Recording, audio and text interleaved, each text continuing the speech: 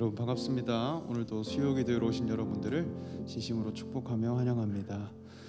이 시간 우리가 예수님만을 의지하며 나아가는 자들이 되기 원합니다. 하나님의 말씀을 믿음으로 나아가시는 성도들이 되시기를 소망합니다. 함께 찬양하겠습니다.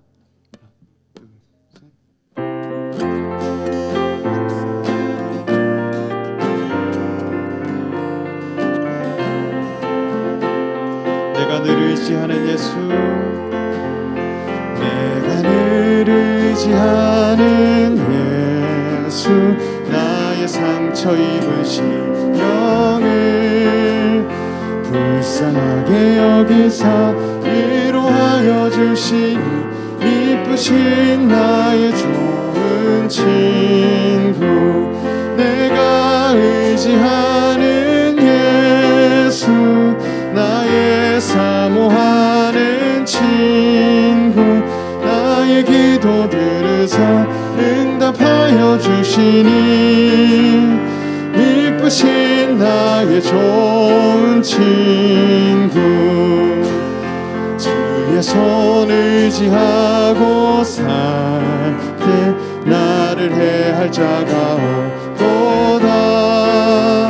주님 나의 마음을 크게 위로하시니 이쁘신 나의 좋은 친구, 내가 의지하는 예수, 나의 사모하는 친구, 나의 기도 들으사 응답하여 주시니 이쁘신 나의 좋은 친구, 내가 요단강 건너가며 마음이 두려웠었던 때도 주가 인도하시니 어찌 두려워하랴.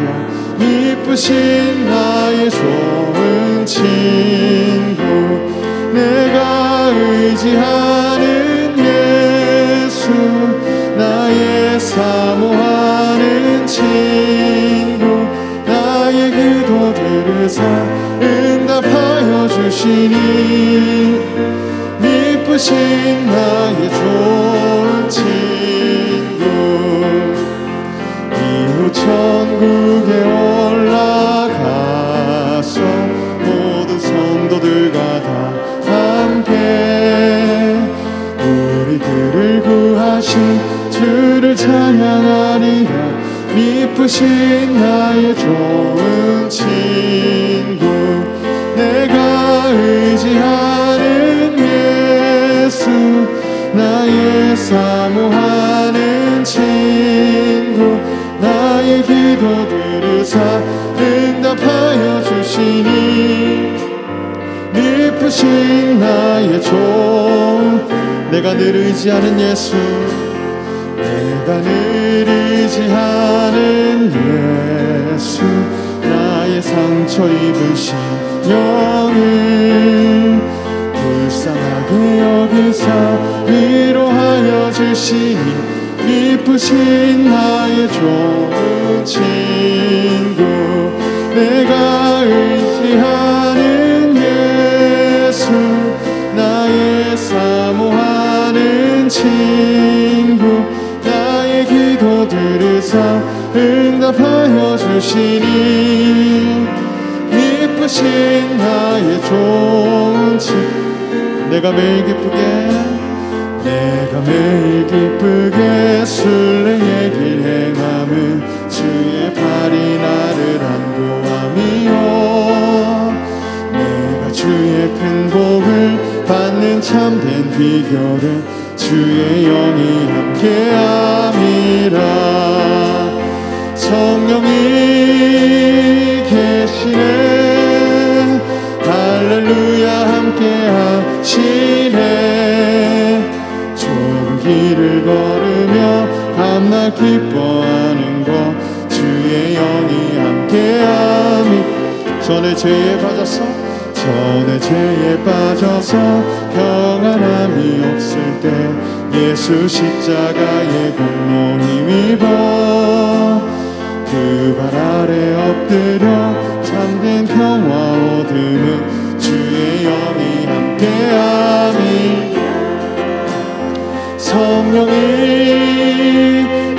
계시네. 할렐루야 함께 하시네. 좁은 길을 걸으며 밤낮 기뻐하는 것 주의 영이 함께함이라. 나와 동행하시고 모든 염려하시니 나는 숲의 새와 같이 기쁘다. 내가 기쁜 마음으로 주의 뜻을 행함은 주의 영이 함께함이라.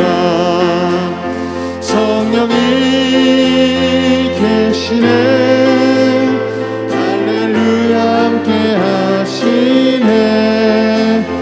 좁은 길을 걸으며 밤낮 기뻐하는 것 주의 영이 함께함. 세상 모든 욕망과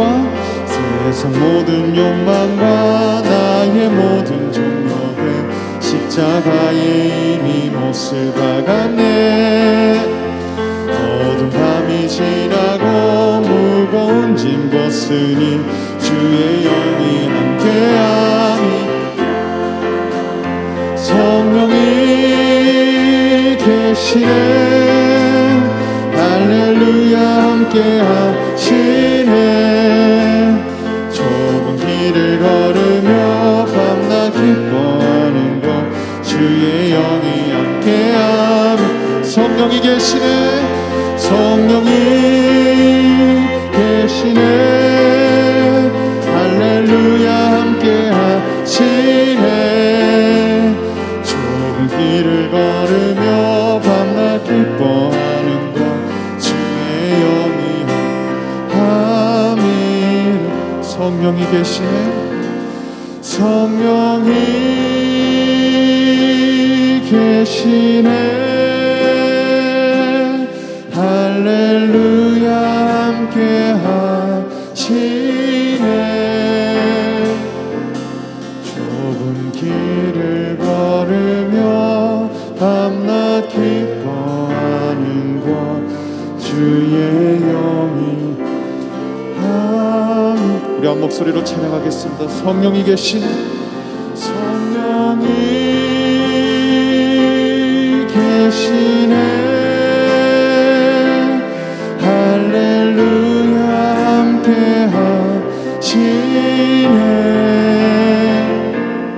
좁은 길을 걸으며 밤낮 기뻐하는 것 주의 영이 함께함이라.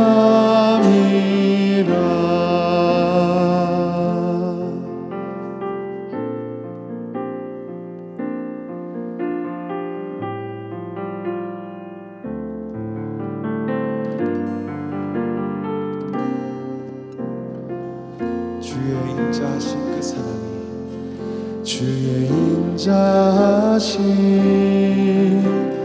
그 사랑이 내 생명보다 나으며 위로하시는 주 손길을 내 눈물보다 귀한 변함이 없는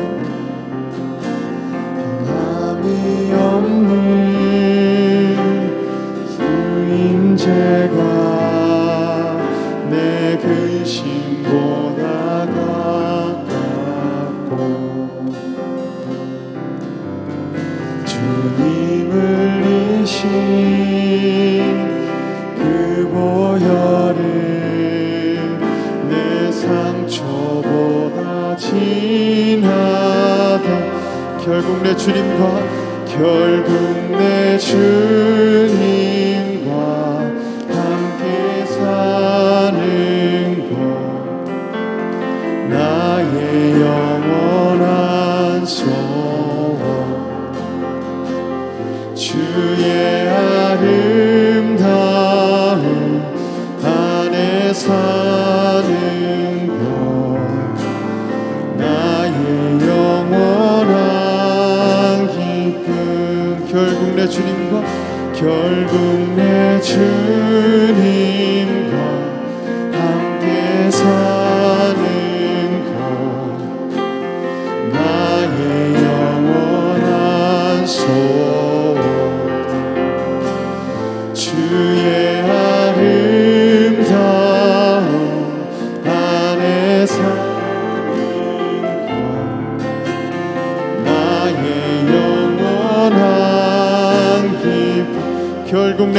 영광 결국 내 주님과 함께 사는 나의 영원한 소원 주의 아름다움 안에 사는 것 나의 영원한 하늘에 나는 새도 하늘에 나는 새도 주 손길 돌보시네 온 땅에 충만한 주 사랑으로 내 마음을 덮으소서 주 나를 부르셨네 주의 영광 위에 모든 사랑 이끄소서 주의 영광으로 주 말씀 향하여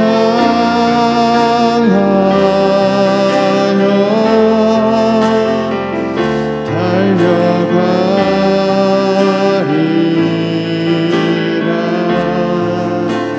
힘도 능도 아닌 오직 성령으로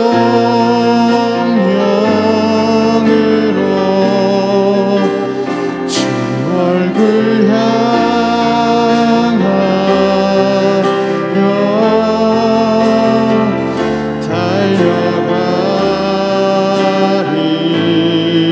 달려가리라 오 주의 영광 안에 살게 하소서 우리 한 번 더 찬양하겠습니다 하늘에 나는 새 하늘에 나는 새도 주 손길 돌보시네 온 땅에 충만한 주 사랑으로 내 마음을 덮으소서 주 나를 부르셨네 주의 영광 위에 모든 사랑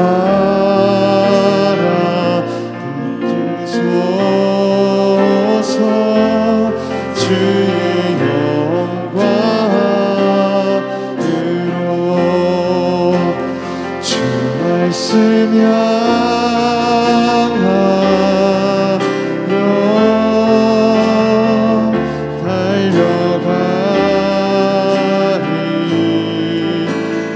달려가리라 힘도 능도 아닌 오직 성령으로 주 얼굴 향하여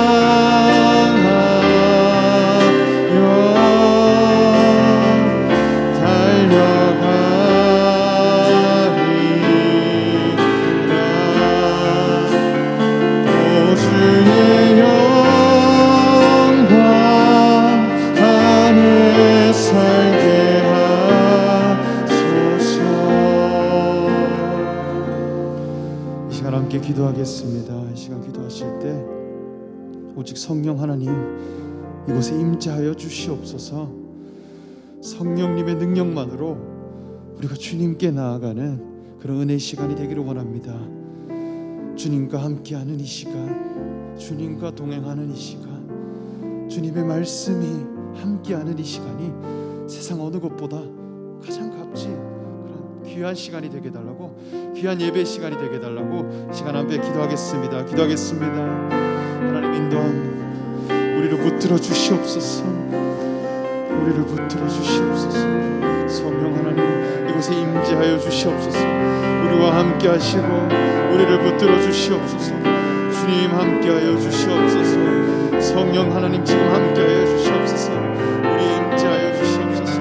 우리와 함께하여 주시옵소서. 오직 성령 하나님 우리와 함께하여 주심으로 말미암아 주님께 나아가는 자들이 되게 하여 주시옵소서.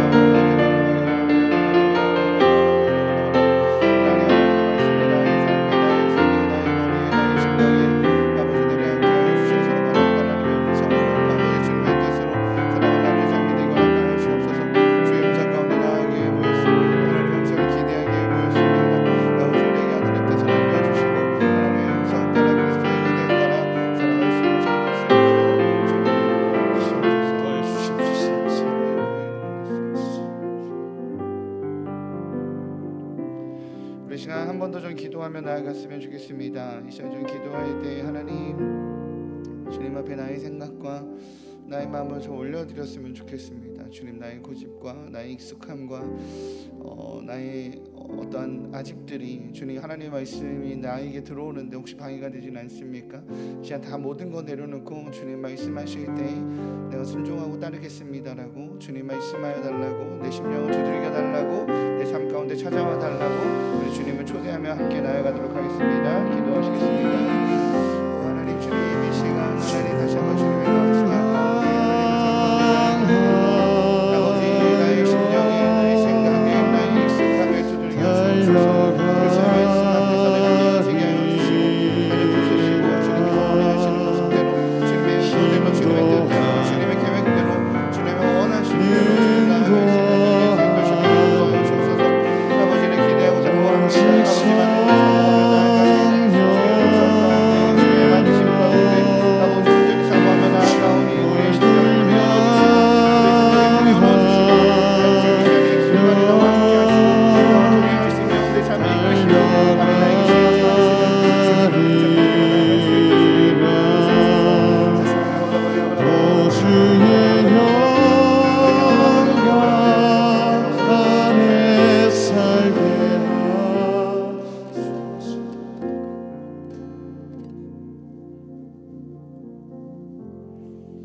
하나님 그렇습니다. 주의 영광 안에 살기 원합니다. 하나님의 영광 가운데 살게 하여 주옵소서. 나의 익숙함 가운데, 나의 게으름 가운데, 나의 두려움 가운데 사는 것이 아니라 주의 영광 가운데 사는 삶 되게 허락하여 주옵소서. 주님의 영광의 임재가 나를 살아 숨쉬게 하며 나의 오늘 하루를 버티게 하며 나의 오늘 하루를 의미 있게 합니다. 하나님 오늘 이 예배를 통하여서 주의 영광 가운데 나아가기 원하오니 하늘 문을 열어주시고 저희의 닫힌 문을 열어주시고 저희의 심령을 열어주셔서 주님이 좌정하여 주옵소서. 감사합니다. 이 모든 말씀 예수님의 이름으로 기도합니다.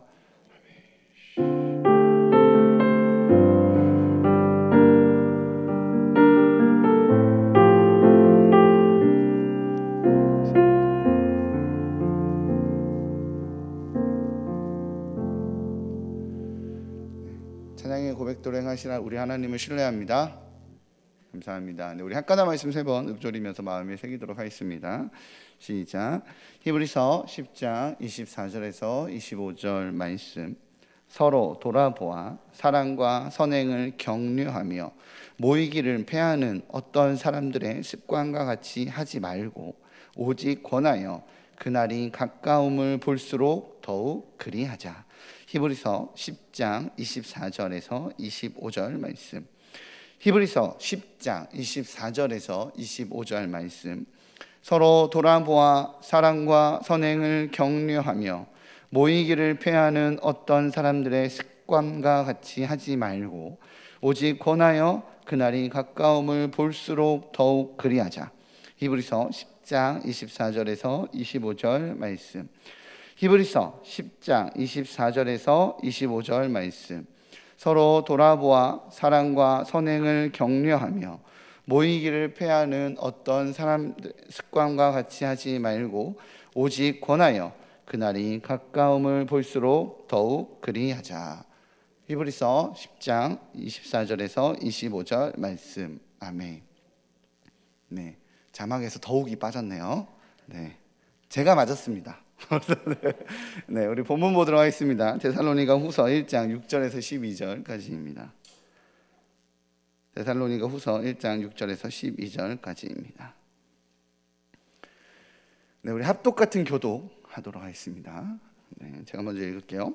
너희로 환난을 받게 하는 자들에게는 환난으로 갚으시고 받는 너희에게는 우리와 함께 안식으로 갚으시는 것이 하나님의 공이시니 주 예수께서 자기의 능력의 천사들과 함께 하늘로부터 불꽃 가운데 나타나실 때에 하나님을 모르는 자들과 우리 주 예수의 복음에 순종하지 않는 자들에게 형벌을 내리시리니 이런 자들은 주의 얼굴과 그의 힘의 영광을 떠나 영원한 멸망의 형벌을 받으리로다. 그날에 그가 강림하사 그의 성도들에게 영광을 받으시고 모든 믿는 자들에게서 놀랍게 여김을 얻으시리니 이는 우리의 증거가 너희에게 믿어졌음이라. 이러므로 우리도 항상 너희를 위하여 기도함은 우리 하나님이 너희를 부르심에 합당한 자로 여기시고 모든 선을 기뻐함과 믿음의 역사를 능력으로 이루게 하시고 우리 하나님과 주 예수 그리스도의 은혜대로 우리 주 예수의 이름이 너희 가운데서 영광을 받으시고 너희도 그 안에서 영광을 받게 하려 함이라. 아멘. 하나님이 오늘 이 말씀으로 우리에게 은혜 주실 줄 믿습니다. 할렐루야. 네. 숙종대왕 초에 전라도 남원에 사는 우리 태기 월매는 성참판과의 사이에서 우리 춘향이라는 아름다운 딸을 낳았습니다. 제가 처음에 이 원고를 쓸 때 마음은 판소리를 하고 싶었지만 100번 연습해도 안 되더라고요. 그래서 그냥 하겠습니다. 춘향이는 자라면서 미모도 빼어났지만 시서에 능하여 미색과 지혜를 겸비한 여인으로 동네에서 유명했습니다. 어느 봄날 남원부사의 아들 이몽룡은 방자를 데리고 남원에서 유명한 광안루에 올라 봄 경치를 보며 시를 읽고 있었는데 멀리서 아름다운 처녀가 그네를 띄고 있는 것을 보게 됩니다. 그 처녀가 바로 춘향입니다. 한눈에 춘향에게 반해버린 이몽룡은 방자를 통해 춘향에게 오늘 밤에 집에 찾아가겠노라라고 말을 전하게 되죠. 그리고 밤이 되자 이몽룡은 방자를 앞세워 춘향의 집에 찾아가서 월매에게 춘향에 대한 자신의 마음을 전하고 그날 밤으로 춘향과 100년 해로의 굳은 약속을 합니다. 그 뒤로 매일 이몽룡은 춘향을 찾아 사랑을 속삭였습니다. 매 순간의 시간을 멈춰버리고 싶을 정도의 기쁨을 만끽하면서 말이죠. 그런데 얼마 후 몽룡은 부친인 남원부사가 한양으로 가게 되어 상경하지 않을 수 없게 됩니다. 아쉬운 마음으로 몽룡은 춘향을 찾아가 찾으러 내려오겠다라는 후일을 기약하고는 작별의 눈물을 흘리며 떠납니다. 남은 춘향은 몽룡을 한양으로 보낸 후 비록 자신의 신세가 기생이었지만 몽룡이 자신을 잊지 않고 찾으러 와 혼인을 하자는 소식이 오기만을 고대하며 하루하루를 살아갔습니다. 이때 남원에는 성참판의 후임으로 변학도가 부사로 부임하게 됩니다. 그는 부임하자마자 정사는 돌보지 않고 기생점고라 하여 관에 등록된 기생들을 하나하나 확인하는 과정부터 진행합니다. 그러나 50명의 기생들을 다 살펴봐도 눈에 차는 기생을 찾지 못하여 남원에서 미모가 빼어나다라고 소문난 춘향이가 명단에 없는 것을 확인하게 됩니다. 이에 변사 또는 관원들을 시켜 춘향을 강제로 데려오게 하죠. 호색가인 변사 또는 춘향을 보고 한눈에 마음에 들어 수청을 강요하나 춘향은 죽음을 각오하고 이를 거절합니다. 이에 크게 분노한 변사또는 춘향에게 모질게 고문하고 옥에 가두고 심지어 다가오는 생일날, 자신의 생일날까지, 그날까지 수청을 들지 않으면 처형하겠다라고 반포하죠. 막막한 춘향이, 사랑하는 몽룡에 대한 마음을 지키려는 춘향의 정절은 그녀에게 죽음이라는 결과로 다가오고 있었습니다. 한편 한양으로 올라간 몽룡은 열심히 공부하여 과거에 장원급제하고 암행어사를 제수받아 전라도를 암행하라는 명을 받고 춘향이를 다시 만날 생각에 설레는 마음으로 내려오게 됩니다. 그는 하루빨리 춘향을 만나고 싶어서 남원으로 곧바로 내려오는 도중이었지만 도착하기도 전에 춘향의 처지를 알게 되죠. 너무 유명한 사건이어서 지역의 모든 사람들이 춘향이가 겪는 고초와 어려움을 알고 있었기 때문입니다. 그러나 암행어사라는 자신의 신분을 가리고 암행의 임무를 감당해야 하는 몽룡은 거지 복장을 한 채 춘향의 집에 들려 월매를 만나고 옥에 가서 춘향을 만나게 되죠. 거짓골의 이몽룡. 그러나 그러한 모습이라 할지라도 여전히 사랑과 정절로 자신의 마음을 지키는 이 성춘향의 모습은 이 소식을 아는 모든 주민들의 마음을 애타게 하고 응원하게 하는 아름답고 슬픈 이야기가 됩니다. 드디어 변사또의 생일날이 되었습니다. 여러 고을의 벼슬아치들과 양반들이 다 모이고 성대한 잔치가 벌어집니다. 그리고 변사또는 춘향을 데려다가 마지막으로 고문을 가하며 수청을 공개적으로 강요하죠. 바로 그때 우리가 모두 아는 그 사이다라고니 나오죠.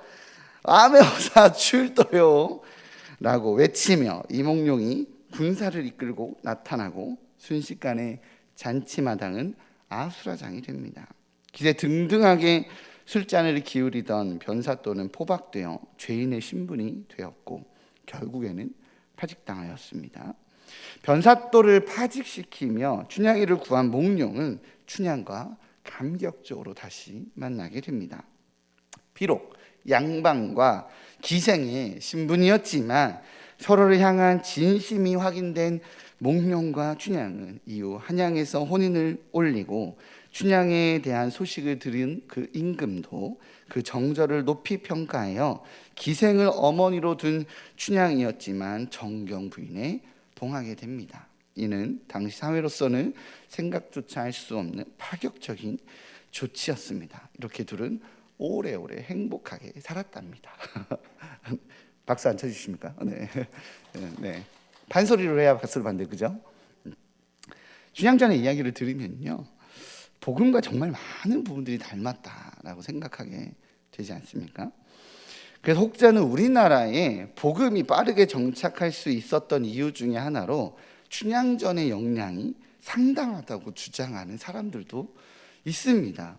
예수 그리스도의 다시 오심을 기다리면서 현실의 고난을 이겨내는 이 스토리가 이미 한국에 춘향전이라는 이름으로 있었기 때문에 복음의 내용을 이 일반 백성들이 들었을 때 익숙하다는 거예요. 아, 그 춘향전 이야기랑 좀 비슷하네.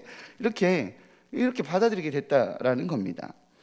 이몽룡이 다시 올 것이라는 그 약속을 신뢰하기 때문에 변사또가 행하는 고난을 이겨내었던 춘향이처럼 기독교인들이 다시 오실 예수님을 신뢰하기에 현재의 고난을 이겨내는 신앙을 소유할 수 있었다는 바로 그 이야기를 하고 있는 것이죠. 오늘 데살로니가 후서를 통해 바울은 데살로니가 교회 교인들에게도 동일한 이야기를 하고 있습니다. 우리 6절에서 9절까지예요. 좀 길지만 함께 읽어보도록 하겠습니다. 준비 시작. 너희로 환난을 받게 하는 자들에게는 환난으로 갚으시고 환난을 받는 너희에게는 우리와 함께 안식으로 갚으시는 것이 하나님의 공이시니 주 예수께서 자기의 능력의 천사들과 함께 하늘로부터 불꽃 가운데 나타나실 때에 하나님을 모르는 자들과 우리 주 예수의 복음에 복종하지 않는 자들에게 형벌을 내리시리니 이런 자들은 주의 얼굴과 그의 힘의 영광을 떠나 영원한 멸망의 형벌을 받으리로다. 아멘. 네, 오늘 본문에서 바울은 환난을 받게 하는 자에게는 뭐로 갚게 하겠다고요? 환난으로 갚게 하겠다라고 말합니다. 변사또에게는 환난으로 갚는 이제 이몽룡의 모습이 그려지는 장면이죠. 반대로 환난을 받는 너희 누굴까요? 성춘향이겠죠. 정절을 지킨다고 환난 받았잖아요. 환난 가운데서, 고난 가운데서 정절을 지키고 거룩함을 지킨 그 춘향이가 정경 부인이 되었던 것처럼 한낱 인간에 불과한 우리에게 예수 그리스도께서 오셔서 온전한 안식으로 갚겠다라고 말씀하시는 내용입니다. 정말 춘향전과 그 내용이 너무 비슷하지 않습니까? 그런데 사실 결론적인 초점이 좀 다릅니다. 춘향전의 이야기는 막연한 기대감과 기다림, 그리고 현실의 자리에서 그저 버티고 견디라는 거예요. 흔히 말하는 희망 고문으로 보여질 수 있습니다. 그리고 오늘 바울이 말하는 이 주장도, 6절에서 9장의 주장도 희망 고문으로 이해하면 현실화되기 어려운 한계가 있습니다. 특히 유대인들의 특징을 알면 이러한 주장은 현실화되지 않는 한계를 더욱 심각하게 드러내게 된다고 주장되곤 합니다. 그 이유는 하나님의 공의가 실행되는 시점 때문에 그래요. 오늘 성경은요, 하나님의 공의가 시행되는 시점을 언제라고 말하죠? 주 예수께서 자기의 능력의 천사들과 함께 하늘로부터 불꽃 가운데 나타나실 때라고 말합니다. 즉 재림의 때에 하나님의 공의가 시작된다라고 말해요. 이몽룡이 나타나야 공의가 시작되는 것처럼 바로 그때 나타난다고 합니다. 그렇게 그리스도인들에게는 이 감사한 일, 원수에게는 환난으로, 하나님의 백성에게는 안식으로 나타난다는 바울의 선포를 그저 표면적으로만 이해하게 되면 자칫 실제화되지 않는 희망 고문으로 치부되는 한계가 있을 수 있습니다. 그 이야기를 조금 한번 해보려고 합니다. 어느 유대인 랍비가 이방인에게 유대인들의 사고방식을 설명하기 위해 이렇게 했다고 합니다. 내가 3가지 질문을 할 텐데 그 질문들의 답을 한번 해보시기 바랍니다. 유대인 랍비가 물어봤대요. 첫 번째 질문입니다. 2사람이 굴뚝에서 떨어졌습니다. 그런데 한 사람은 깨끗하게 나왔고 다른 한 사람은 더러워져서 나왔습니다. 이 2사람 중에 누가 몸을 씻었을까요? 질문을 들은 이방인은 이렇게 대답했다고 합니다. 굉장히 쉬운 문제군요. 굉장히 쉬운 질문입니다. 당연히 더러워진 사람이 몸을 씻고 깨끗한 사람은 몸을 씻지 않았겠죠. 그러자 유대인 랍비가 이렇게 대답하더라는 거예요. 아닙니다. 틀렸습니다. 지붕에서 떨어진 사람은요, 서로를 쳐다봤습니다. 그리고 더러운 사람은 깨끗한 친구를 보고 자기가 깨끗한 줄 알고 씻지 않았고요.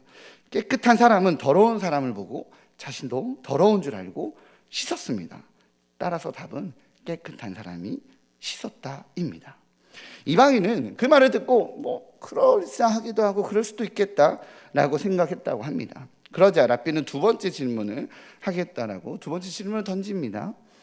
2사람이 굴뚝에서 떨어졌습니다. 그런데 한 사람은 깨끗하게 나왔고 다른 한 사람은 더러워져서 나왔습니다. 이 2사람 중에 누가 몸을 씻었을까요? 이방인이 좀 의아했어요. 그래서 랍비에게 대답합니다. 아니 그건 아까 한 질문과 동일한 질문이 아닙니까? 똑같은 질문이잖아요. 그러자 랍비가 아닙니다. 이건 전혀 다른 질문입니다. 그러자 그 이방인이 이렇게 대답합니다. 그렇다면 깨끗하게 나온 사람이 씻었을 겁니다. 한번 당해봤으니까. 그러자 랍비가 이렇게 대답했다고 합니다. 또 틀리셨군요.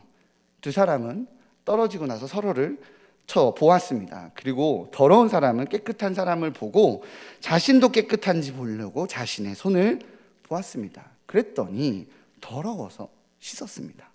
반대로 깨끗한 사람은 더러운 사람을 보고 자신도 더러운 줄 알고 자신의 손을 보았는데 깨끗한 것을 확인하고 씻지 않았습니다. 따라서 더러운 사람이 씻었습니다. 그럴 가능성도 있고 그럴 수도 있다는 생각에 랍비 그 이방인이 끄덕거렸습니다. 그러자 랍비가 3번째 질문을 던지는 거예요. 2사람이 굴뚝에서 떨어졌습니다. 그런데 한 사람은 깨끗하게 나왔고 다른 한 사람은 더러워져서 나왔습니다. 이 2사람 중에 누가 몸을 씻었을까요? 이방인이 대답합니다. 그거는 방금 것과 똑같은 질문 아닙니까? 그러자 랍비가 아닙니다. 이건 전혀 다른 질문입니다. 조금 화난, 이렇게 점점 이렇게 뭔가 당하는 느낌이 드니까 화가 난 이방인은 모르겠습니다 라고 짜증스럽게 대답했다고 합니다. 그래서 랍비가 대답해요. 이건 처음부터 말이 안 되는 얘기입니다. 두 사람이 굴뚝에서 떨어졌는데 한 사람은 더러워져서 나오고 한 사람은 깨끗해져서 나오는 일은 있을 수 없습니다. 굴뚝으로 떨어진 경우에 두 사람 다 더러워져서 나올 수밖에 없기에 두 사람 다 씻었습니다. 그러면서 랍비가 결론적인 말을 합니다. 이것이 유대인의 사고방식입니다. 유대인들은 둘만 모이면 세 가지 서로 상반되는 애매모호한 의견들을 가지고 논쟁을 벌이기 때문에 확실한 것은 없다고 생각하는 것이 유대인의 사고방식입니다. 이럴 수도 있고 저럴 수도 있고 이럴 가능성도 있지 않냐? 라고 논쟁하는 것이 유대인들의 사고방식입니다 라고 대답을 하는 거예요.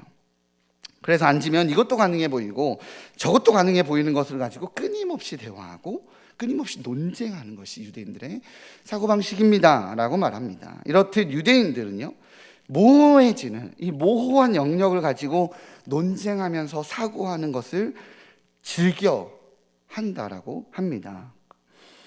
그래서일까요? 예수님 당시에도, 바울 당시에도 부활에 관한 유대인들의 의견은 참으로 다양했어요. 엄밀히 말하자면 유대인들에게 부활이란 가능할 수도 있고 가능하지 않을 수도 있는 애매모호한 논쟁거리예요. 이러니까 부활이 가능할 수 있지 않냐, 이러니까 부활이 불가능할 수 있지 않냐라고 논쟁거리였다는 거예요. 이 부활의 가능성을 가지고 어떻게 살 것인가를 결정하는 인생의 확실한 근거가 되는 것이 아니라 그냥 논쟁의 수단이었다는 것입니다. 그래서 바리새인들은 부활이 있다고 생각해서 논쟁을 하고 사두개인들은 부활이 없다고 생각해서 논쟁을 했습니다. 그러나 사두개인들과 바리새인의 논쟁의 핵심은 바로 그 부활에 있기 때문에, 혹은 부활에 없기 때문에 그것이 나의 인생에 어떤 결정적인 영향을 줄 것인가에 있는 것이 아니라 부활이 있느냐 없느냐에 있기 때문에, 그런 논쟁에만 있기 때문에 사실 있을 수도 있고 없을 수도 있다라는 그 무한한 가능성과 사고와 고민 혹 그 논쟁에 만족해서 그 논쟁하는 공동체로만 살았다는 거예요. 그래서 내가 어떻게 살아야 되지?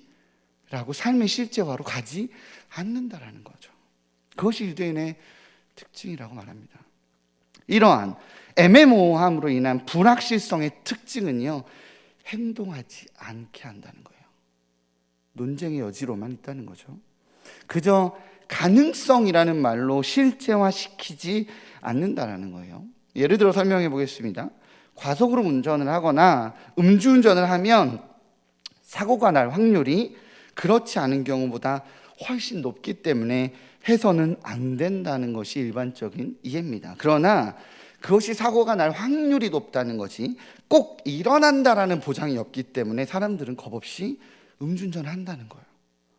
그런 것이 인간이라는 존재라는 거예요. 즉 그럴 수도 있고 아닐 수도 있다라는 가능성이라는 여지가 있게 되면 실제화되지 않게 된다라는 말이에요.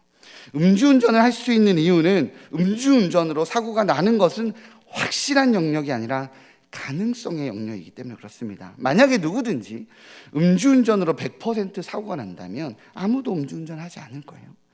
따라서 사고가 날 수도 있다라는 이 미래에 일어날 일이 실제가 아니라 가정이라는 가능성의 영역이기 때문에 그 높은 가능성에 맞춰서 꼭 행동하지 않게 되는 것이 인간의 모습이라는 겁니다. 가능성이라는 이름에 숨어서 자기가 그저 원하는 것을 선택해 버린다는 거예요. 가능성이라는 이름에 숨어서 자기 소견에 옳은 대로 행한다는 겁니다. 따라서 유대인들에게 이런 애매함은 가능성이라는 것 뒤에 숨어서 논쟁하며 그저 자기 소견에 옳은 대로 행하는 그저 좋은 핑계거리가 될 수 있다라는 겁니다. 그리고 내용이 좀 어렵죠 오늘. 가능성의 영역은 반드시 일어날 미래임에도 불구하고 바로 지금 일어나지 않을 수도 있다라는 이 시간적 여유를 적용시키면 동일하게 적용됩니다. 바로 죽음입니다. 아직 일어나지 않은 일 중에서 죽음보다 더 확실하게 일어날 미래는 없죠. 모두에게 죽음은 찾아옵니다. 죽음은 반드시 모두에게 찾아와요. 따라서 죽음은 가상의 문제가 아니라 실제의 문제입니다. 그런데 사람들은 죽음을 일어날지도 모르는 일이라는 가능성의 영역으로 이해하고 인생을 살아갑니다.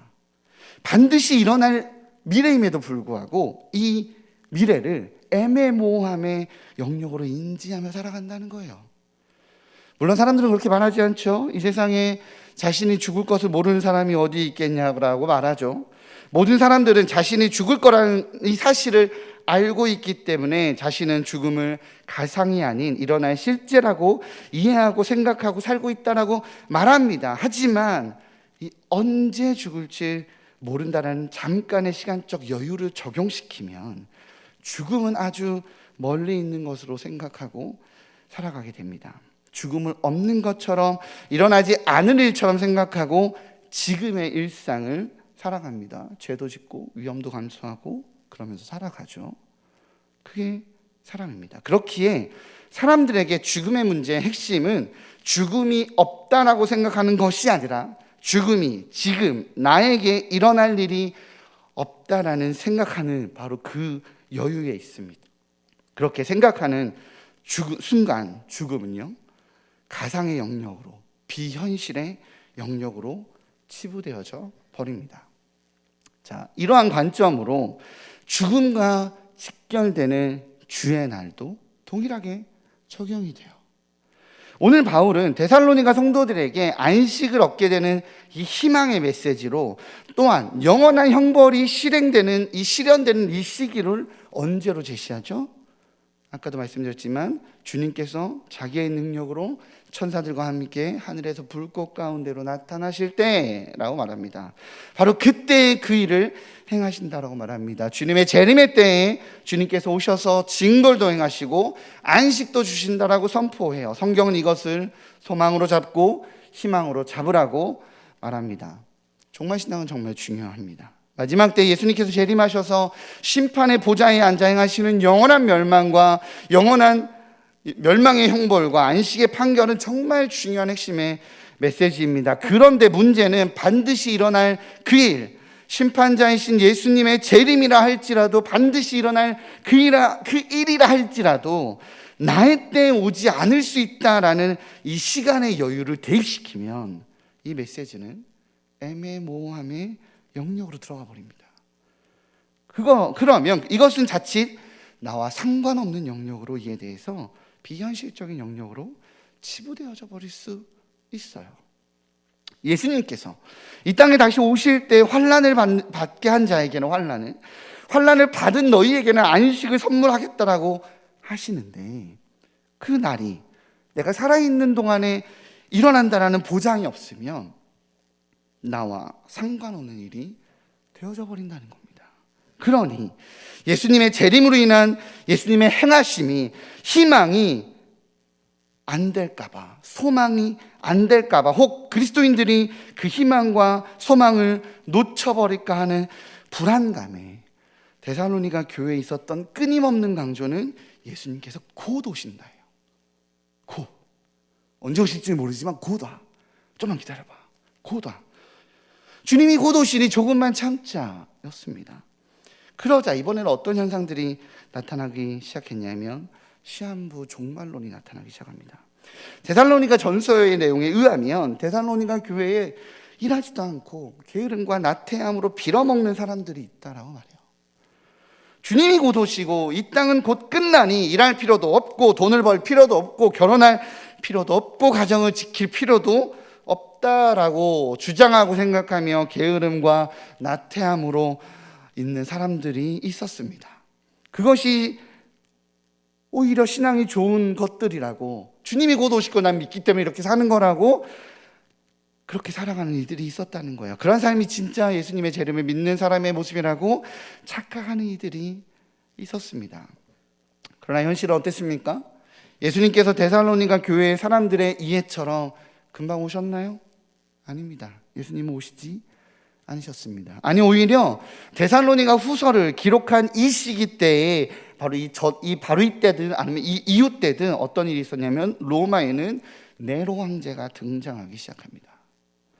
속히 임하신 예수님의 재림으로 인해서 심판과 위로가 이행되는 것이 아니라 더 큰 고난이 임하기 시작했어요.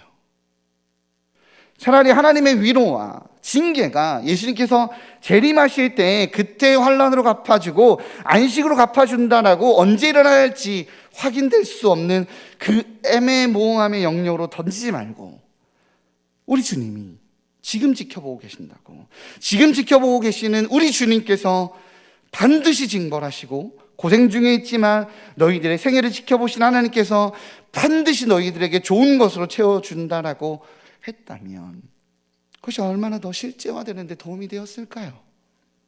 요셉을 보십시오. 그 고난 중에 있었지만, 그가 감옥에 갔지만, 그가 어려운 가운데 있었지만 주님께서 총리로 삼지 않으셨습니까? 아브라함과 요셉과 야곱을 보십시오. 그들에게 아무것도 없었지만 하나님께서 그들의 생에 부유를 허락하시고 양떼와 소떼를 이루게 하셨습니다. 다윗을 보세요. 사울 왕에게 쫓겼지만 하나님께서 그를 왕으로 세우시고 가장 위대한 왕으로 세우시고 이스라엘의 영광을 회복시키는 자로 세우셨습니다. 여러분, 힘들더라도 어렵더라도 하나님 반드시 행하실 터니 이겨내십시오라고 말했다라면 더 피부에 와닿지 않았겠어요? 최소한 내가 살아있는 삶의 영역으로 받아들여지진 않았겠습니까? 그런데 왜 성경은 하나님의 공의가 행하여지는 바로 그때를 예수님의 재림의 때로 밀어놓고 그리스도인들에게 설명하고 있을까요?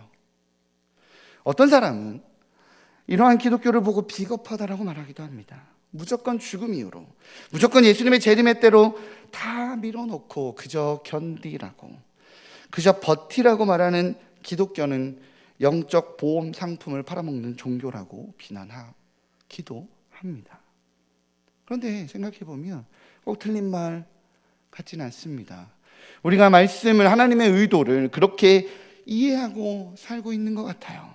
그날에 주님의 오실 때에 다 갚아줄 테니 그저 버티라고, 너는 안전한 보험 상품을 보유하고 있으니 그저 견디라고 말하는 것 같습니다. 그렇게 우리가 이해하고 그리스도인으로 살고 있는 건 아닌지 돌아보게 됩니다. 그런데 오늘 본문을 통해서 하나님께서 우리에게 하시는 결론의 말씀은 그것이 아니라는 겁니다. 11절과 12절입니다. 같이 읽겠습니다. 시작. 이러므로 우리도 항상 너희를 위하여 기도함은 우리 하나님이 너희를 그 부르심에 합당한 자로 여기시고 모든 선을 기뻐함과 믿음의 역사를 능력으로 이루게 하시고 우리 하나님과 주 예수 그리스도의 은혜대로 우리 주 예수의 이름이 너희 가운데서 영광을 받으시고 너희도 그 안에서 영광을 받게 하려 함이라. 아멘.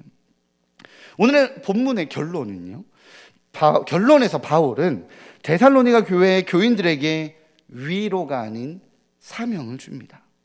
하나님이 너희를 그 부르심에 합당한 자로 여기시고 믿음의 역사를 능력으로 이루게 한다라고 말한다는 거예요. 고난 중에 견뎌라, 내가 와서 복수해 줄게 라가 아니라 11절에 보면 이 고난 중에 너희에게 있는 부르심이 있다라고 말하는 거예요. 그리고 그 부르심을 너희는 그 믿음의 역사를 능력으로 이룰 수 있다라고 말하는 겁니다. 또한 12절에 보면 이 고난 중에 예수 그리스도의 이름으로 너희가 위로와 격려를 받을 거야. 그러니 견뎌라고 말하는 것이 아니라 주 예수의 이름이 너희 가운데서 영광을 받게 된다라고 말합니다. 우리 주님의 이름이 나 때문에 영광을 받게 된다라고 말하는 거예요. 그것은 이 심판과 징계, 주의 강림의 날에 환난을 환난으로 갚아주고 주의 백성들에게는 안식을 선물한다라는 이 말씀의 하나님의 메시지의 결론입니다. 이 결론이 잘 연결이 되시나요? 창세기 19장에 소돔과 고모라 이야기가 나옵니다. 죄악이 너무 만연해져 타락해진 도시 소돔과 고모라를 하나님께서 심판하시기로 결단하시죠. 그리고 하나님께서 그 소돔과 고모라를 멸망하기 전에 아브라함을 찾아갑니다. 그냥 불을 내리고 행하신 계획을 실행하시면 되는데 굳이 아브라함에게 하나님 당신의 계획을 설명하세요. 내가 불로 소돔과 고모라를 멸망시킬 거라고 말이죠. 그런데 저는 그 장면이 참 신기합니다. 신실하신 하나님께서 결정한 것을 미루지 않고 변개치 않으신 하나님께서 아브라함에게 소돔과 고모라에 대한 이 징계를 번복하시는 거예요. 아브라함이 50명의 의인이 있으면 소돔과 고모라를 멸망시키는 것을 멈추시겠냐라고 묻죠. 주님은 의인 50명이 있다라면 멈추겠다고 대답하세요. 아브라함 다시 묻습니다. 만약 50명에서 사람 5명이 모자라서 의인이 45명이면 징계를 멈추시겠습니까? 라고 물으세요. 그랬더니 하나님이 그때도 이번에도 그렇게 할 거라고 대답하십니다. 이러한 질문, 50명에서 45명으로, 45명에서 40명으로, 40명에서 30명, 20명, 10명까지 내려가요. 10명까지 내려가니까 아브라함도 이건 아니다 싶은지 더 이상 묻지 않습니다. 저는 이 장면을 가지고 아이들에게 설교할 때 제목을 줏대 없는 하나님이라고 이름을 붙인 적이 있습니다. 사람의 설득에도 넘어가는 줏대 없는 하나님의 모습이라고 말이죠. 그러나 이 하나님의 줏대 없음은 징벌과 징계 그리고 심판의 영역에 있습니다. 하지만 사랑의 영역에 봤을 때는 신실함이죠. 포기하고 싶지 않으시는 마음. 하나님의 공의는 소돔과 고모라를 심판할 수밖에 없지만 하나님의 사랑의 중심에는 그들을 향해 포기하지 않으시는, 포기되지 않으시는 아버지의 마음이 있는 것입니다. 왜? 주님께서 창조하신 당신의 창조물이니까요. 하나님의 사랑은 이처럼 신실합니다. 요나서에서 니느웨를 향해 마지막까지 그들을 용서하기 원하시어 뜻을 돌이키셨던 것처럼 소돔과 고모라를 향해 포기할 수 없어서 아브라함의 간청에 마지막까지 길을 기울이셨던 것처럼 하나님의 마음의 중심에는 사랑이 있습니다. 마찬가지예요. 하나님은 오늘 데살로니가 교회 성도들에게 하나님의 심판의 때, 그것도 용서받을 수 없는 영원한 멸망의 형벌을 선포하시면서 그때를 지금이 아닌 예수님의 강림의 때, 예수님의 재림의 때로 밀어놓습니다. 왜 그럴까요? 하나님의 의도는 심판이 있지 않고 용서에 있기 때문에 그렇습니다. 그리스도인으로 복음을 받아들여 안식을 누릴 하나님의 백성들이, 바로 그 데살로니가 교회 교인들이 제2의 아브라함이 되고 제2의 요나가 되어 그 사명을 감당하기를 원하시는 것입니다. 데살로니가 교회 교인들에게 내가 징계해 줄 테니 참아봐 라고 말하는 것이 아니라 데살로니가 교회 교인들에게 내가 이러한 징계를 준비하고 있으니 그들을 구해봐 라고 말하고 있는 거예요. 생각해 봅시다. 지금 이 데살로니가 교회에서 이 교인들에게, 데살로니가에서 이 교인들에게, 그리스도인들에게 환난을 주는 대상이 누구죠? 지난주에 말씀드렸지만 유대인이에요. 투쟁적인 메시아 사상을 가지고 있었던 데살로니가의 유대인 공동체 사람들입니다. 그들이 바울의 메시지를 듣고, 회당에서 그 바울의 메시지를 듣고 그리스도인들을 핍박하기 시작하면서 데살로니가 교회의 교인들에게 환난이 오기 시작했어요. 오히려 로마의 권위를 잇고 데살로니가를 통치하던 로마의 행정가들은 중재하려고 했습니다. 바울과 그들의 무리들을 내쫓으면서 중재하려고 했어요. 그들의 입장에서 폭동이 일어나면 안 되니까요. 로마서에서 바울은 투쟁의 대상이자 전복의 대상으로 알았었던 로마인까지 사랑하고 용서하라며 편지를 씁니다. 로마서를 그렇게 쓰죠. 그런데 같은 민족이자 하나님의 백성인, 하나님을 잘못 알고 있지만 하나님께서 택하신 백성이라고 말하는 이 유대인들을 향해서는 영원한 멸망의 형벌을 내릴 테니 참고 기다려라, 내가 싹 쓸어줄게 라고 말하고 있다고요? 아닙니다. 그들은 같은 민족이었고 같은 동족이었습니다. 어쩌면 그 안에 친척이 있을 수도 있죠. 어쩌면 그 안엔 가족이 있을 수도 있습니다. 마지막 주의 날에 심판자로 오시는 예수 그리스도의 강림을 소개하며 그들을 향해 복음을 담지한 자로, 하늘의 가치를 아는 자로, 우리 하나님과 주 예수의 은혜로 인해 너희 가운데서 주 예수의 이름이 영광을 받게 하라고 명령하십니다. 왜요? 그 영광을 보고 핍박하던 자가, 환난을 받게 하던 자가 주를 위해 환난을 받는 우리가 되게 하기 위해서죠. 사랑하는 일산충신의 성도님들, 복음을 위해 싸운다는 것은 복음을 알지 못하는 남편과 복음을 알지 못하는 자녀와 싸운다는 것이 아닙니다. 당연히 모두가 알고 있죠. 복음을 위해 싸운다는 것은 복음을 알지 못하는 세상에 그 멱살을 잡고 누가 이기나 해보자 라고 하는 것이 아닙니다. 아니면 우리 주님이 오셔서 저들을 다 불러 싹 태워주세요가 복음을 위해 싸우는 싸움일까요? 그런 보복을 소망하는 것도 아닙니다. 복음을 위해 싸운다는 것은 나의 삶에 주의 이름이 영광받도록 하시는 것입니다. 예수가 누구기에, 예수가 무엇이기에 그렇게까지 나를 용서하십니까? 그렇게까지 양보하십니까? 그렇게까지 손해보십니까? 예수가 누구기에 나의 삶에 그리스도가 영광받게 하는 것, 그것이라고 바울은 이야기하고 있는 겁니다. 예수가 누구이기에 말이죠. 우리의 삶에서 우리가 해야 할 일은 예수님의 다시 오심을 기다리며 버티며 저들 주님 오셨을 때 싹 쓸어버려 주세요, 내 남편 힘들게 하는데 싹 쓸어버려 주세요 라고 그 보복을 소망하는 것이 아니라 예수님의 다시 오심의 의미가 무엇인지 정확하게 알기 때문에 내 남편을 포기할 수 없어서, 내 자녀를 포기할 수 없어서, 나의 가족을 포기할 수 없어서 그를 붙잡고 그리스도와 영광되게 하는 거, 복음을 전하게 하는 거, 주님 오실 날을 같이 사모하자고, 그 영광의 날의 의미가 무엇인지, 그것이 내 삶의 미래에 언젠가 일어날 가능성의 일이 아니라 지금 내 삶에 실제화되게 하는 것이 복음을 담지한 사람들의 모습이라는 것입니다. 이 땅을 살아가는 동시대 사람들에게, 가족들에게 주 예수의 영광을 드러내는 것입니다. 이러한 주 예수 그리스도의 은혜와 믿음의 역사가 함께 하시기에 그리스도의 은혜로 살아가시는 우리 일산 충신의 성도님들 되시기를 주님의 이름으로 축복합니다. 기도하시겠습니다. 우리 찬양하며 좀 기도했으면 좋겠어요. 알지만 잘 안 되죠. 예수가 누구이기에 그렇게까지 손해보세요? 예수가 누구이기에 그렇게까지 양보하세요? 예수가 누구이기에 그렇게 오른뺨을 치면 왼뺨을 돌려대세요? 라고 부를 때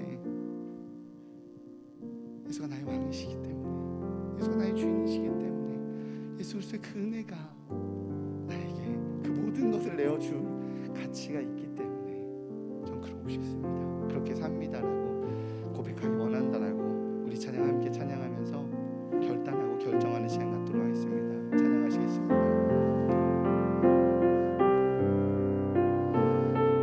낮에 내처럼 밤에 달처럼, 낮에 내처럼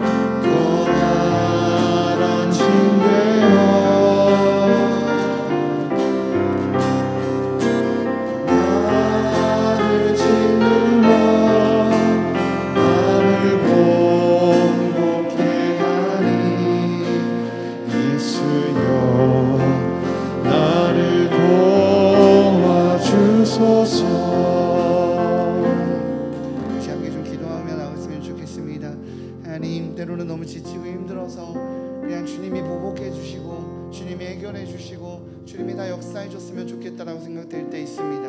그러나 주님의 그 소망의 메시지가 주님 사실은 나를 일으키는 메시지임을, 나를 부르는 메시지임을, 나를 함께하자라고 말씀하시는 하나님의 콜링임을 확인하게 됩니다.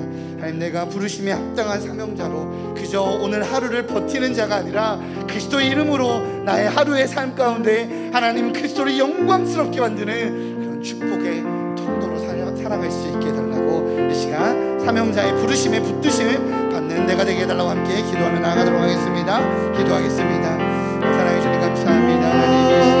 하나님 이 시간 하나님 내 인생의 꿈이 무엇입니까? 내 인생의 꿈이 주님, 내가 그냥 부유해지고 하나님의 동심으로, 하나님의 돌보심으로 내가 뭐지 이 땅에 만족을 누리며 살아가다가 하나님 내가 온 삶마다 잘 되었으니 내가 죽을 때, 내가 마지막 때에 나의 완벽한 온 삶이 천국을 누리겠습니다. 지친 영혼을 주님께 인도하되 그날에 대한 소망과 그날에 대한 절망을 알기에, 그날에 대한 심판과 그날에 대한 위로와 안식을 알기에 지금 나에게 욕심 하나님 이 시대 가운데 동시대에 살아가는 그들을 향한 사명자로 주님 다시 한번 확인하게 됩니다. 하나님 지금 여전히 언제 어느 순간 어느 때에 다시 그리스도의 힘세가, 그리스도의 힘세가 다시 오시니 아버지 당장 언제나 할지 모르기에 한순간 어느 때라도 내가 미워하지 아니하고 지금 나의 사랑하는 가족에게, 지금 사랑하는 나의 부모에게, 지금 사랑하는 나의 사랑하는 사람들에게 사랑하는 돌아가시는 주님의 주님의 뜻을 붙드는 삶을 살아갈 수 있도록 주님이 인도하여 주시옵소서.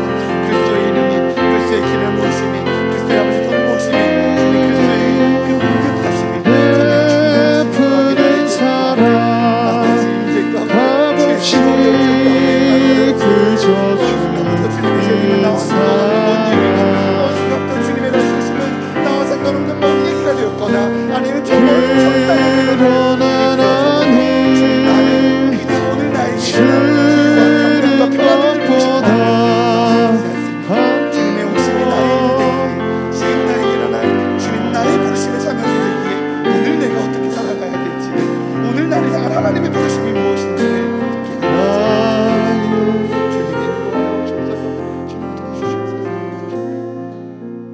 우리 시간 다시 한번 좀 기도할 때에는 좀 그렇게 기도했으면 좋겠습니다. 그런데 주님, 내가 주님의 재림과 주님의 다시 오심과 너무 멀리 삽니다. 너무 상관없이 삽니다. 저 먼 땅 이스라엘에서, 저 먼 땅 선교지에서 일어날 일 같고, 아버지 그 땅에 뭔 변화가 있어 일어날 일 같고, 지금 나는 그저 버티고 견디라는, 그저 잘 살아가고 있으면 됐지 라고 말하는 그냥 그런 영역 같습니다. 하나님, 나에게 주님의 시야를 갖게 하여 주옵소서. 주님의 뜨거운 마음을 갖게 하여 주옵소서. 그리스도의 은혜를 갖게 하여 주옵소서. 그리스도의 그 뜨거운 심령, 아버지 영혼 하나하나를 향한 하나님의 심령에 아버지 성령의 충만함을 나에게 허락하여 주셔서 주님 오심을 사모하기에 복음 들고 열방으로, 저 땅으로, 우리 가족으로 나아가는 내가 되게 해달라고 그리스도의 성령의 충만함을 다시 한번 간구하며, 다시 한번 성령의 그 동행함을 간구하며 하나님의 시선, 하나님의 시야 갖게 해달라고 다시 한번 하나님 앞에 기도하며 고백하며 나아가도록 하겠습니다. 기도하겠습니다. 하나님 주님 감사합니다. 하나님 이 시간 다시 한번 주님께 간구하며 기도하며 나아갑니다. 하나님 그리스도의 심령이 내 안에 머물게 하여 주옵소서. 그리스도의 복음의 아버지 그 놀라운 부르심이 나에게 머물게 하여 주옵소서. 하나님의 눈이, 아버지 나의 눈이 주의 눈이 되기 원합니다. 하나님의 시선이 되기 원합니다. 아버지 더 큰 환난과 더 큰 고난과 더 큰 어려움 가운데 직면하게 될 데살로니가 교회를 보며 아버지 그리스도의 복음을 가지고 있게 이 땅 가운데 어떻게 싸워나가야 되는 것인지, 아버지 그리스도의 남이 무엇인지, 아버지 거룩한 남이 무엇인지를 주님 바로 알려주셨습니다. 하나님 이 땅 가운데 살아갈 때 하나님 주님 오시는 하나님 기대하고 아버지 기다리며 내가 어떻게 살아가는 것이 하나님 그리스도의 남 영적 전쟁의 싸움을 싸워나가는 저희들 주님으로 주님 인도하여 주옵소서. 이렇게 주님의 심령에 주님의 시선이, 주님의 마음이 가득 차 있을 수 있도록 주님이 인도하여 주옵소서. 성령의 충만함 허락하여 주옵소서. 성령의 능력 허락하여 주옵소서. 주님의 심령의 충만함 허락하여 주옵소서.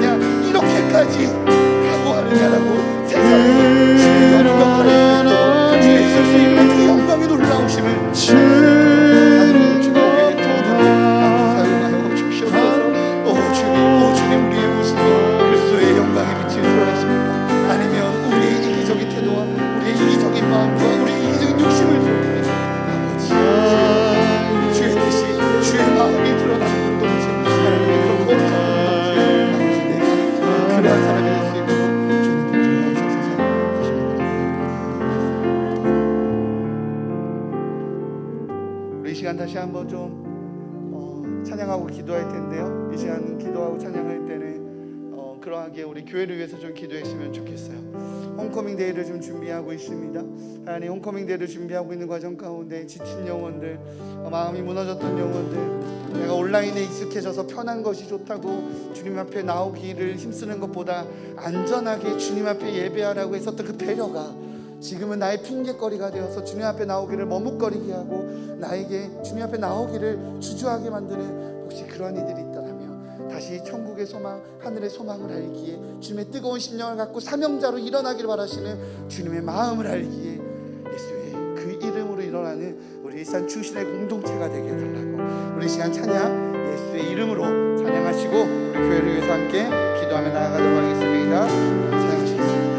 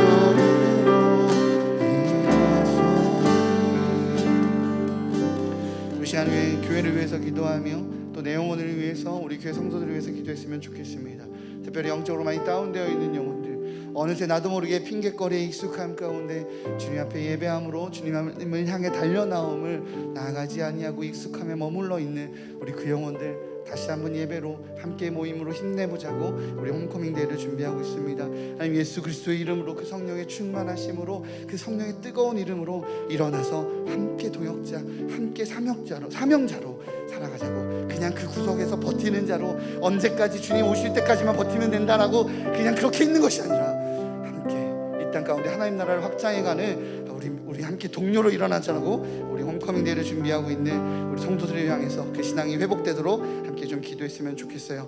또한 우리 고난 중에 서로를 더욱 위하고 사랑하는 공동체 되자고. 주님 말씀을 나누는 거, 섬기는 거, 당신 무엇이 간데 누구이기에 예수 그리스도 위해서 이렇게까지 하냐라고 그렇게 그리스도 이름을 드러내는 우리 일산 충신의 공동체 되게 해달라고 기도하시겠습니다. 우리 담임 목사님과 사모님, 우리 영적인 리더십들이 바로 그 최전선에 서서 주님의 향기 드러내고 주님의 마음 드러내고 하나님 주님의 사명을 알기에 그 뜻과 그 열정 드러내는 축복의 통로 되게 해달라고 기도하겠습니다. 모든 모임과 예배 가운데 모이기 힘쓰는 그런 교회 되게 해달라고 우리 교회를 위해서 그 예배 가운데 있는 우리 귀한 영혼들을 위해서 함께 중보하며 기도하며 나아가도록 하겠습니다. 기도하겠습니다.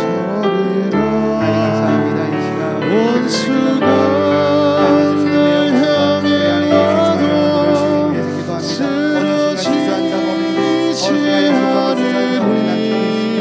어느 순간 주가 주시는 그저 버티는 것으로 그저 존재하는 것으로 그저 나는 도대체 여기 나는 여기까지라고 말하며 하나님 주님의 부르심을 주님의 인도하심을 주님의 그 한나를 같이 뛰어드는 자로 하나님과 동역자로 있는 것이었습니다.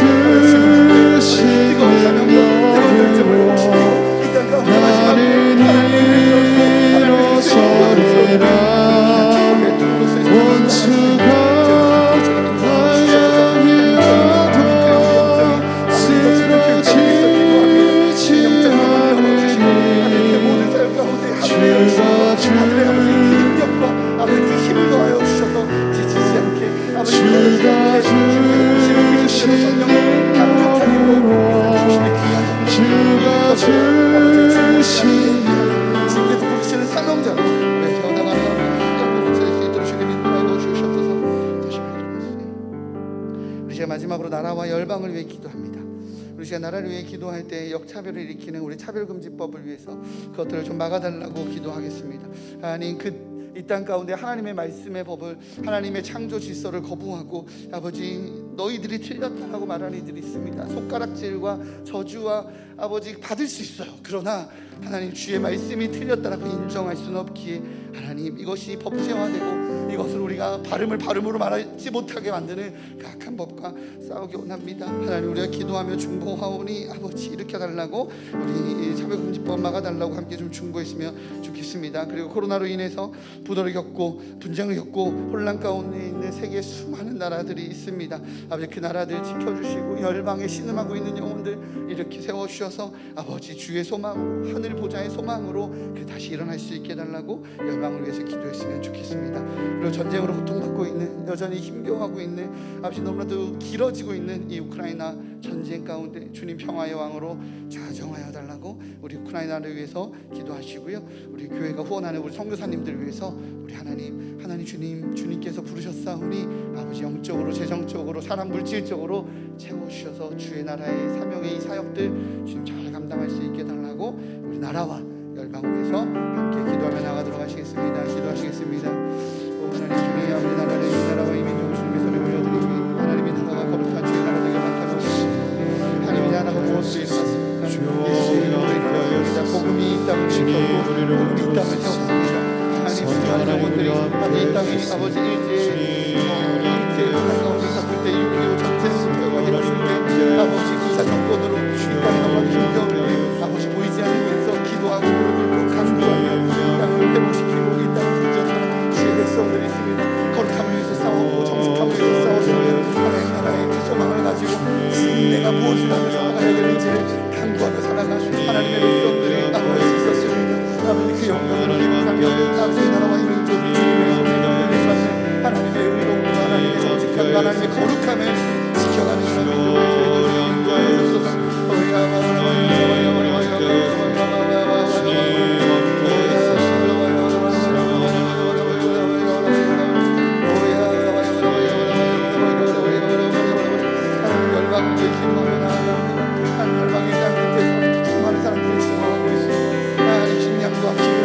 아버지 나라와 너무나도 주님 정말 이제는 정말 주님 오실 때가 됐습니다. 주님 곧 오십시오. 마라나타 주에서 어서 오시옵소서 라고 주님만을 간구할 수밖에 없는 그런 지옥 같은 삶을 살아가고 있는 아버지 열방의 백성들이 있습니다. 아버지 그 땅을 향해 아버지 중보하고 기도하고 아버지 그들을 위해서 아버지 힘쓰고 섬기는 아버지 그러한 나라와 민족 될 수 있도록 주님 인도하여 주소서. 아버지 그것들을 사랑하고 그것들을 포기할 수 없어 아버지 주님 오실 날을 준비하기에 복음 전하러 나가 우리 귀한 선교사님들 계십니다. 인도네시아의 윤영호 김영민 선교사님, 아버지 탈북자를 위해 하나님을 막으는 선교사님, 캄보디아 땅을 위해 영도 김혜경 선교사님, 모리타니아의 공격수 선교사님, 하나님 중앙아시아의 김요새 김마리아, 공고 땅을 위한 김경식 김사랑 선교사님, 캐나다를 위해서 최세임 선교사님 계십니다. 주님께서 부르셨고 주님께서 그 땅 가운데 사용하게 하셨으며 그 땅 가운데서 주여 복음의 통로로 하나님의 뜻을 이루는 아버지 그런 축복의 사명자도 주님께서 보내셨사오니 아버지 그 사역 가운데 주님 역사하여 주시고 능력으로 임하여 주셔서 하나님의 놀라운 일을 준비하는 주님 오실 날을 준비하고 있고 아버지 주님 오실 날을 아버지 두려움이 아니라 소망으로 바꾸는 하나님의 축복의 통로 아버지 주의 부르심에 합합니다. 그리스도의 은혜가 있기에 그리스도의 은혜를 흘러내보낼 수밖에 없는 그리스도의 영광을 드러낼 수밖에 없는 축복의 통로로 사용하여 주옵소서.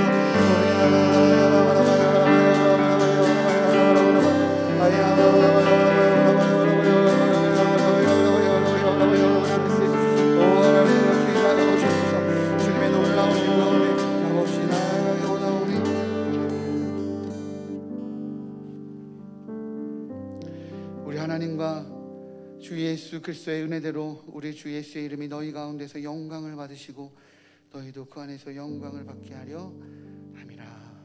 아멘. 하나님, 우리가 주 안에서 받고 싶은 영광이 세상의 것이었을 때가 참 많습니다.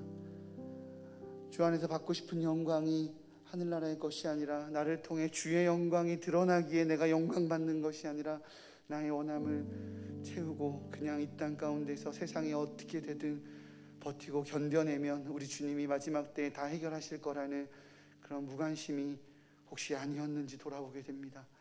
주님, 나로 인해 나를 통해 주 예수 그리스도의 영광이 드러나는 삶이 되게 허락하여 주옵소서. 그리스도의 은혜가 나를 통해 흘러나가는 삶이 되게 허락하여 주옵소서. 주님의 오실 날을 알기에 하나님, 죽음이 반드시 오는 것처럼 하나님, 예수님의 다시 오심이 반드시 일어날 진리이기에 주님 오실 날을 내 삶 가운데서 어떻게 살아내는 것이 진짜 그리스도인의 삶인지를 바로 알고 그 삶을 살아내는 저희 될 수 있도록 하늘의 힘을, 그리스도의 영광의 능력을, 성령의 충만함을 허락하여 주옵소서. 이 모든 말씀 예수님의 이름으로 기도합니다. 아멘. 주기도문으로 예배를 마치도록 하겠습니다. 하늘에 계신 우리 아버지, 아버지의 이름을 거룩하게 하시며 아버지의 나라가 오게 하시며 아버지의 뜻이 하늘에서와 같이 땅에서도 이루어지게 하소서. 오늘 우리에게 일용할 양식을 주시고 우리가 우리에게 잘못한 사람을 용서하여 준 것 같이 우리 죄를 용서하여 주시고 우리를 시험에 빠지지 않게 하시고 악에서 구하소서. 나라와 권능과 영광이 영원히 아버지의 것입니다. 아멘.